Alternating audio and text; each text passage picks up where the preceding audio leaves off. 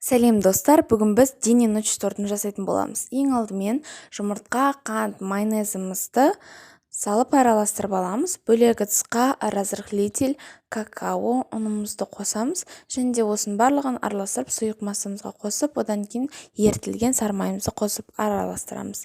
Енді диаметрі 20 см формаға астына пергамент қағазын салып, бисквитімізді 180 градуста 10-15 минут пісіреміз. Енді шетін пышақпен кесіп аламыз.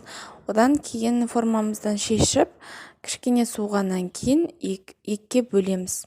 Ең алдымен пышақпен шеттерін, одан кейін ортасын жіппен кесіп алсаңыздар болады. Бізде өте нәзік бисквит шықты.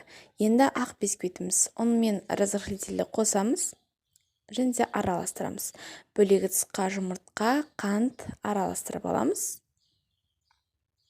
Енді ысыған, яғни қайнаған суымызбен өсімдік майын құйып, одан кейін ұнымызды құйып араластырған соң формамызға құйып бисквитімізді 180 градуста 10-15 минут пісіреміз.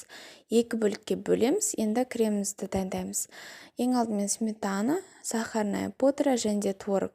Творогты қосу міндетті емес. Қоспасаңыздар да болады. Енді ең алдымен қара бисквитімізді формаға салып, үстіне крем жағамыз. Одан кейін ақ бисквитімізді салып, оның үстіне крем жағамыз. Осылайша кезек-кезек кете береді.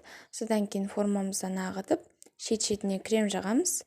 Бір бөлігіне, яғни тең жартысына кокосовая стружка, ал келесі жартысына теркадан өткізілген шоколадпен әсемдесеңіздер болады. Астарыңыз дәмді болсын. Сіздермен болған мен Калима Қуанышқызы.